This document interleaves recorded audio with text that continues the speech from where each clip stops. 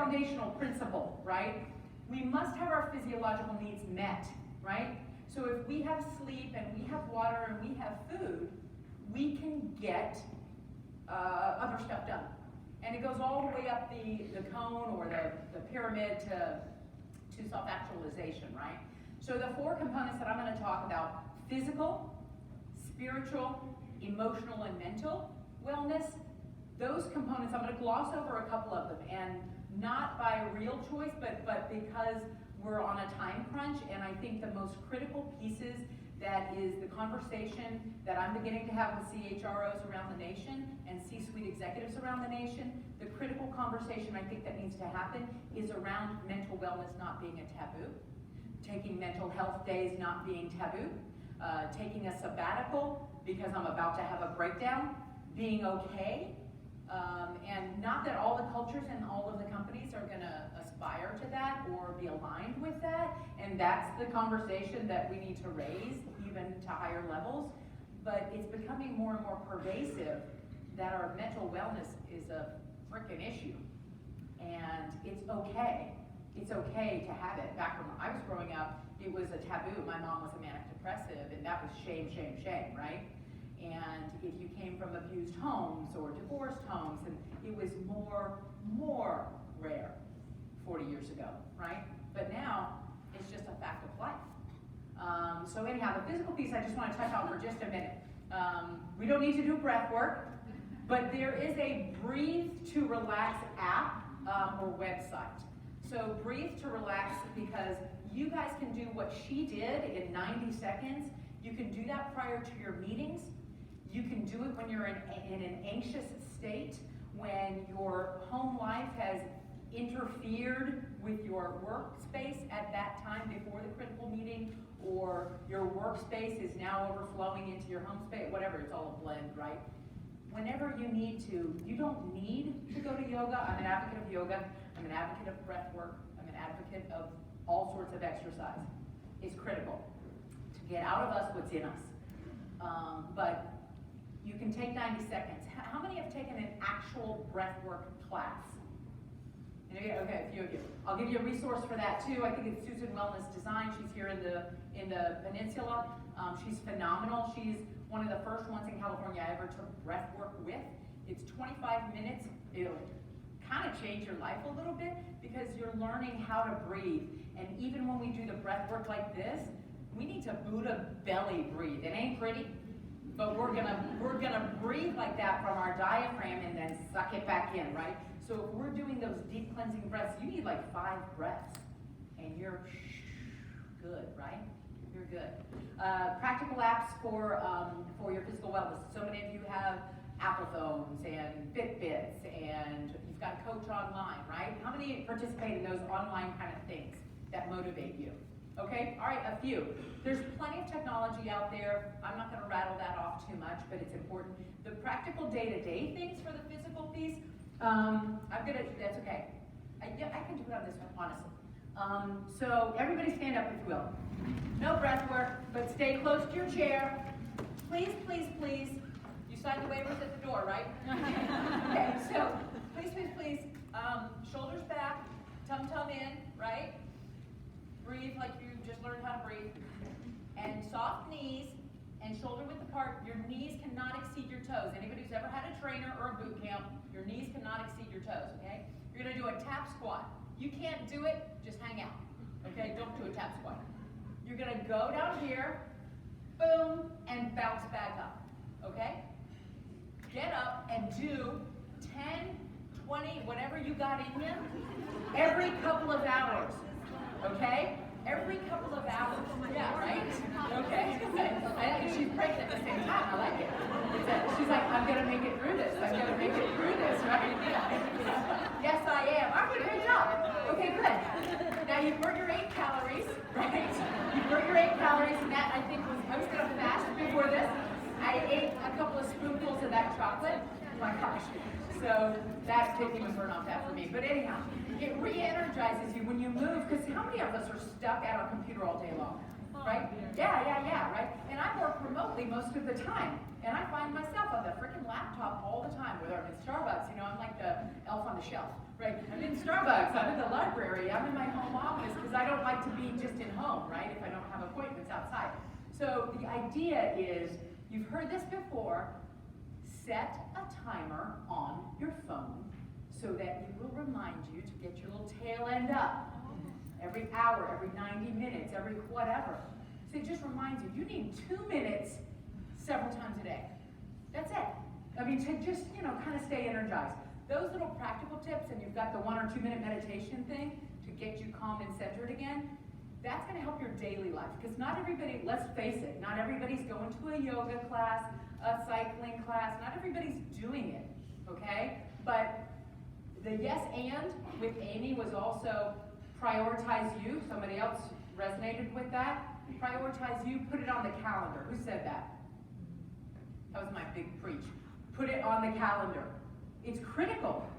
You put your board meetings on the calendar, you put meetings with your bosses on the calendar. I owned an executive wellness retreat, an integrative wellness retreat for 6 years in Florida. Psychologists, nutritionists, the whole deal, exercise. When the clients left the bubble after 4 or 5 weeks of being in bliss, exercise heaven, when they left, what the heck were they going to do in the real world, right? So there's got to be a transition. So the exit strategy for them was to put it on the calendar. Honor yourself first. You know what do they say in the airlines? Save yourself first, right? Put the mask on yourself first, and then you can take care of the people in your life. But if you don't put the mask on yourself first, you're completely depleted. My girlfriend and I created this t-shirt, which you guys, thank you, whoever goes ahead and executes it. We were going to trademark it, we didn't. 2 little stick figures. You deplete me. And 2 little, right? Cute, right? So then you deplete me, you deplete me. We never came up with it, so it's yours. Maria and I will just have to deal with it later.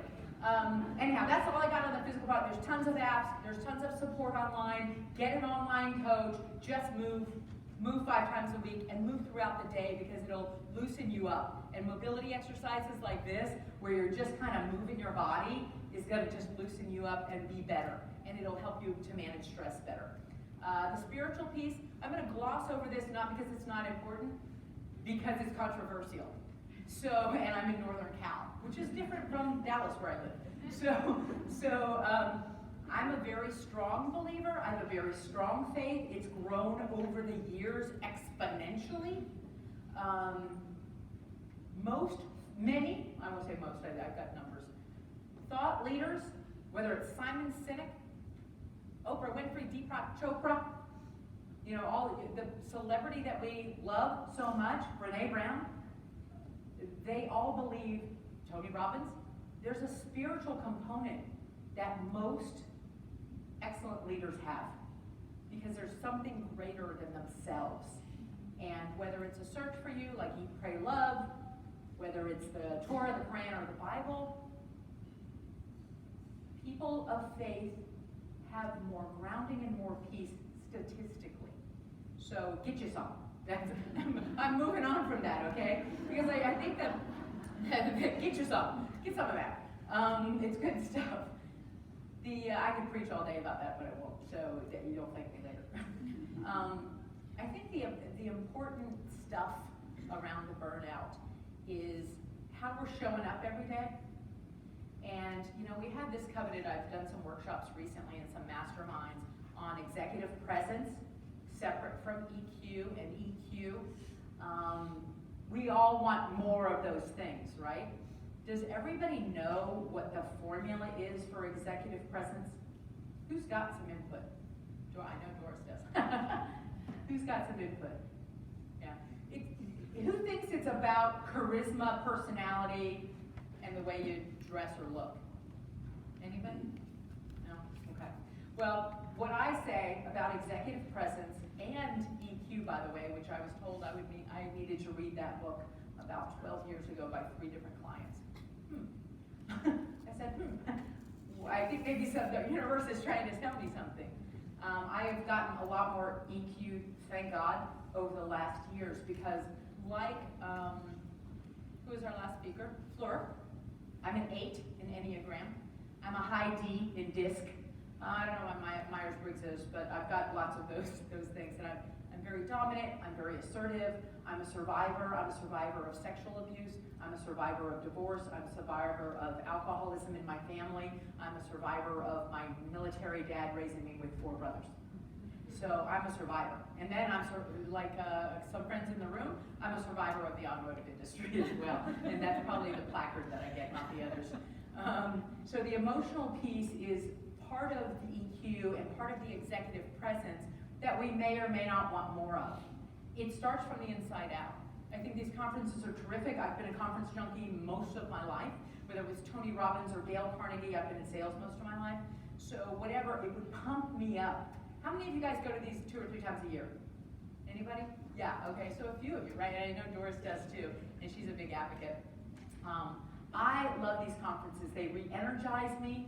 I have a small circle of women that I call me the normal person and them C-suites of big, very large organizations, and we go away together once a year. So talk about a mastermind and an inspirational weekend, and they're not even trying to be, they're just being themselves and unwinding and relaxing, but it's so empowering to be near other women and get poured into. And it's exciting and it recharges you, but oftentimes 45, 60 days later, you need another dose, right? It's like a drug, you need another dose. And I think that's because we're trying to do things from the outside in. And from the inside out, here are the things that I think are critical. Our emotional wellness begins and ends at birth and death. Our emotional wellness, we are wired in a particular way because of how we came out of the womb and our environment and the experiences that we had. And whether you've suffered abuse, everybody look around. Look around this room. What do we have, 400 people, Doris? About 400? About 1 in 3 women here have been sexually abused. Pretty profound, right? It's 150 people, or whatever that number is. The childhood divorce, broken homes. You name the affliction that we're overcomers of, everyone in this room is an overcomer of something. Everyone in this room has wiring from their parents. If it's a wealth wiring or a poverty mentality, that was wired in as well. Who's ever read Susie Orman's books? Yeah, I love Susie Orman. You know what, one of the things that struck me the most, and I remember it to this day, one of her very first books that I read like 20 years ago, it said your first recollection of money. What is your first memory of money, or getting money, or having money? And I remembered at the moment I was living in a car with my mom and my little brother, which subsequently why we lived with our dad after that. Living in a car. We got money. I got to eat. Isn't that pretty telling? Isn't that pretty telling about my relationship with money, my relationship with food, right? So this is about tackling the stuff that we've dealt with all our lives and we've stuffed down.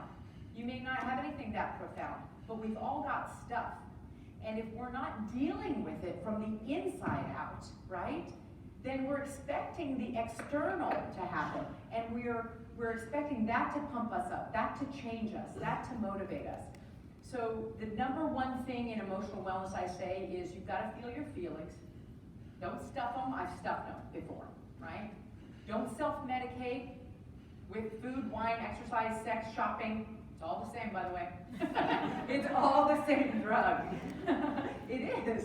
It's a deficit within us, right? Because of something that has occurred to us and the way that we're wired. How many have heard of Dr. Amen? Yeah, okay, a few of you. Dr. Amen has clinics here. He's a psychiatrist. I saw him, not in his beginning certainly, but about 12 years ago, I brought my psychologist and nutritionist from my former company that I owned. I brought them here. We all saw Amen, and they're big fans of his. A lot of psychologists subscribe to Dr. Amen's philosophy and practicum. And he's got some amazing teachings, and he's also got some therapy for it. Brain trauma. Everybody knows PTSD, right? Everybody knows that stands for post-traumatic stress syndrome, and it's not just for our soldiers, and it's not just for our cops, which we know is a heated subject right now, right? can we admit that we need mental wellness in law enforcement and in first responders, right? So it's happened to all of us, whether we've had an accident. I have a friend who, a car